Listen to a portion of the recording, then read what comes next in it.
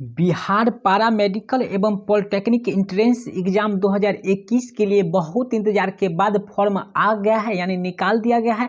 अब बता दें दोस्तों कब तक ये फॉर्म रहने वाला है, कब तक इसका लास्ट डेट है, क्या इसमें कितना एज मांगा जाता है, कौन सा स्टूडेंट इसके लिए एलिजिबिलिटी होगा, इसका डेट आप लोगों को पता यहाँ पे चल चुका होगा। 14 अगस्त से इसका 4 सितंबर तक है। अब हम लोग यहाँ पर देखेंगे छात्रों, जैसे कि यहाँ पे आप लोग देख रहे हैं बिहार संयुक्त प्रवेश प्रतियोगिता परीक्षा पार्षद, ठीक है। यहाँ पर इस बार के लिए निकाल दिया गया फॉर्म। यहाँ पे आप लोग स्पष्ट देख रहे होंगे डिप्लोमा सर्टिफिकेट प्रवेश परीक्षा, यहाँ पे आप लोग स्पष्ट देख रहे होंगे प्रवेश प्रतियोगिता परीक्षा 2021 पॉलिटेक्निक अभियंत्रण पार्ट टाइम 4 वर्षीय पॉलिटेक्निक अभियंत्रण पारा मेडिकल इंटरमीडिएट स्तरीय पारा मेडिकल माध्यमिक स्तर, यानी यहाँ पे आपका 12th पास पर जो है यहाँ पारा मेडिकल होता है, जबकि यहाँ पर 10th पास में यहाँ पे आपको पारा मेडिकल डेंटल होता है, जो कि पीएमडी का ऑप्शन अभी यहाँ पे नहीं दिया गया। लेकिन यहाँ पे इंटर पास जितने स्टूडेंट है वो सारे करवा सकते हैं। इसके लिए आपका क्या एज मांगा जाता है, कितना इसमें फी होता है, मैं सारी चीज़ आपको बताऊंगा इसी वीडियो में। तो आप लोग यहाँ तक समझ चुके होंगे। तो चलिए अब हम लोग देखते हैं यहाँ पर इसका स्टेप बाय स्टेप कैसे आप फोन से भी अपना कर सकते हैं इसको अप्लाई, और इसका कितना चार्ज है, कितना फी है, इसका क्या सिलेबस है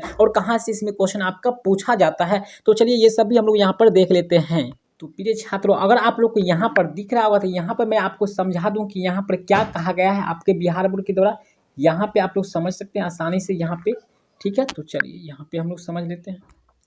तो प्रिय छात्रों, यहाँ पे आप लोग देख रहे हैं निम्नलिखित पाठ्यक्रमों समूहों में नामांकन हेतु आयोजन की जाने वाली डिप्लोमा सर्टिफिकेट। दोस्तों यहाँ पे बता दें पारा मेडिकल या फिर पॉलिटेक्निक दोनों जो होता है डीसी इसी के अंतर्गत आता है, जो कि एक बोर्ड होता है। यहाँ पे आप लोग देख रहे हैं इसके अंतर्गत ये सभी आता है, पीई पॉलिटेक्निक इंजीनियरिंग आता है, पारा मेडिकल आता है, पारा मेडिकल डेंटल, ये सब इसी के अंदर आता है। तो यहाँ से ही आपका एग्जाम होता है। अब मैं आपको इसी वीडियो में बताऊंगा कि आप कैसे इसके फॉर्म को अपने फोन से अप्लाई कर सकते हैं, इसका क्या प्रीसेप्टर है, ठीक है। यानी ये सभी चीज आप ऑप्शन में चुन सकते हैं, एक बार में आप ये सभी को चुन सकते हैं। तो किनके लिए कितना आपका फी तय होगा, तो चलिए वो सभी हम लोग यहाँ पे जान लेते हैं कि यहाँ पर किन स्टूडेंट को कितना फी लगने वाला है, यानी किस फॉर्म को भरने पर कितना पेमेंट लगेगा पारा मेडिकल या फिर पॉलिटेक्निक में। तो यहाँ पे आपको बता दें कोई भी फॉर्म भरने पर जो यहाँ पर है आपको देखिए जाति पर अत्यंत पिछड़ा वर्ग और फिर जो पिछड़ा वर्ग होता है उनको यहाँ पे 700 रुपये लगेगा जब वो एक चुनता है। यानी मान लीजिए आपको सिर्फ पारा मेडिकल भरना है तो आपको 750 यानी 750 रुपये लगेगा।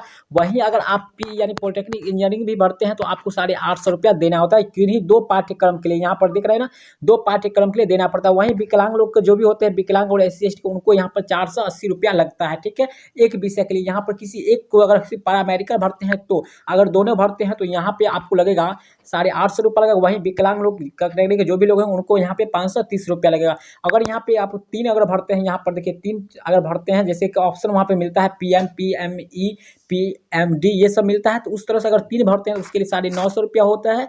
और यहाँ पर अगर 4 होता है, चारों भरते हैं तो आपको 1100 रुपया देना पड़ता है। तो इस तरह से आप यहाँ पर समझ चुके होंगे फी किस आधार पर लगने वाला है। अगर आप सिर्फ पारा मेडिकल भरते हैं और अत्यंत पिछड़ा या फिर पिछड़ा OBC है तो आपको, या फिर जनरल है तो आपको यहाँ पे 750 रुपया देना होगा। जबकि विकलांग लोग जो भी होंगे विकलांग उनको 480 रुपया देना होगा। तो इस तरह से आप समझ चुके होंगे पेमेंट आपको कितना लगने वाला है। इसके बाद हम लोग यहाँ पे और जानकारी लेंगे कि इसके लिए एज क्या होता है, कौन सा स्टूडेंट इसके लिए एलिजिबिलिटी होता है, कितने एज इसमें मांगा जाता है। तो चलिए ये सारी चीज भी हम लोग यहाँ पर जानते हैं। तो यहाँ पे आप लोग देख रहे हैं आयु सीमा के बारे में बात करें तो यहाँ पे पॉलिटेक्निक अभियंत्रण यानी सिर्फ अगर पीई भरते हैं पॉलिटेक्निक इंजीनियरिंग भरते हैं तो उसके लिए जो यहाँ पे एज मांगा गया है 19 वर्ष मांगा गया है, ठीक है। यहाँ पर देखिए कितना 19 वर्ष होनी चाहिए, कब से कब तक। तो यहाँ पे आयु सीमा आपका यहाँ पर दिया गया है कि यहाँ पर निर्धारित किया गया है कि 15 से, ठीक है। यहाँ पे आप लोग समझ सकते हैं समूह के लिए आवेदन की आयु दिनांक 1/7/2021 को न्यूनतम जो है 19 वर्ष होनी चाहिए। यानी 1/7 यानी आपका जो है 7 तक 19 वर्ष होनी चाहिए, 19 से कम होना चाहिए, अधिक नहीं होना चाहिए, ठीक है। यानी आप सिंपल समझिए 15 से ऊपर होना चाहिए और 19 से अधिक आपको नहीं होना चाहिए, ठीक है। तब जाके आप यहाँ पे पॉलिटेक्निक में भर सकते हैं। वहीं अगर बात करें हम लोग यहाँ पे पारा मेडिकल के बारे में, जो कि आप देख रहे हैं यहाँ पे पार्ट टाइम 4 वर्षीय पॉलिटेक्निक, 4 वर्ष वाला जो पॉलिटेक्निक होता है PPE जो होता है इसके लिए भी यूज आप मतलब एज आपका उतना ही है, दोनों के लिए सेम है, ठीक है। आयु सीमा निर्धारित नहीं। देखिए वैसे आपका सिर्फ पॉलिटेक्निक के लिए जो है कोई भी भर सकते हैं, इसके लिए आयु सीमा निर्धारित नहीं है। जबकि यहाँ पर 4 साल वाले के लिए जो है 19 वर्ष तक होना चाहिए, ठीक है। 4 साल वाले यहाँ पर समझ गए ना। पीई के लिए उसमें कोई भी भर सकते हैं, जिनका एज 19 से ऊपर है वो भी भर सकते हैं। लेकिन यहाँ पर 4 वर्ष के लिए जो PPE देना होगा तो उसमें 19 वर्ष तक होनी चाहिए। उसके बाद आपका 3 नंबर है पारा मेडिकल जो कि PMM होता है।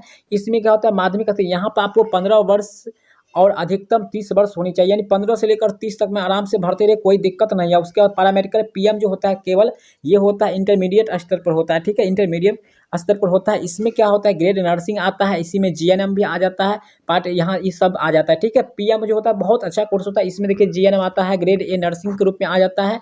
उसके बाद इसमें जो एज आपका 17 वर्ष से 35 वर्ष का होना चाहिए, यानी 17 से 35 वर्ष मांगा जाता है। तो इस तरह से आप लोग यहाँ पे आसानी से कर सकते हैं, आप लोग की एज के बारे में पता चलेगा। अगर आप लोग अब सिलेबस की बात करें तो आपका सिलेबस जो होता है, अगर इंटरमीडिएट अगर स्तर पे भरते हैं तो आपको इंटर के टॉपिक से यानी बायोलॉजी से खासकर इसमें अधिकांश क्वेश्चन रहता है। वैसे भी मेडिकल लाइन जो भी होता है उसमें बायोलॉजी से ही क्वेश्चन अधिकांश पूछा जाता है। तो आपका सिलेबस जो होगा इंटर और मतलब 11 12 ही हो जाएगा, ठीक है। वैसे इसका बुक आप ले सकते हैं, अरिहंत का आता है, बहुत अच्छा बुक होता है। ये भी आपको किसी भी कंपनी का आप लेकर उससे आप स्टडी करके और अच्छी तरह से पास कर सकते हैं। बिल्कुल ईजी तरह से इसका एग्जाम होता है और आप आसानी से पास कर सकते हैं। अगर पैरामेडिकल डेंटिस्ट की बात करें जो कि इस बार नहीं दिया गया है फॉर्म पीएमडी ये रहता है, तो ये आपका 10th के लिए भी होता है। तो चलिए आज के वीडियो में आप लोग को सारा जानकारी मिल गया। अगर कुछ बच गया होगा तो आप लोग कमेंट करके बताइएगा, तो उसे भी मैं आपको अगले वीडियो में बता दूंगा। इसका जब भी क्वेश्चन या क्वेश्चन मैं स्टार्ट करूंगा सवाल जवाब उस समय में बता दूंगा। तो चलिए मिलते हैं फिर से अगले क्लास में। अगर ये वीडियो पसंद है इसी तरह की जानकारी के लिए आप चैनल पर पहली बार है तो चैनल को सब्सक्राइब करिए, बेल आइकन को प्रेस करिए, क्योंकि इस तरह की जानकारी आपको पैरामेडिकल और बिहार बोर्ड से जुड़ा आपको मिलते रहता है। तो मिलते हैं फिर से अगली क्लास में, सभी लोग को धन्यवाद।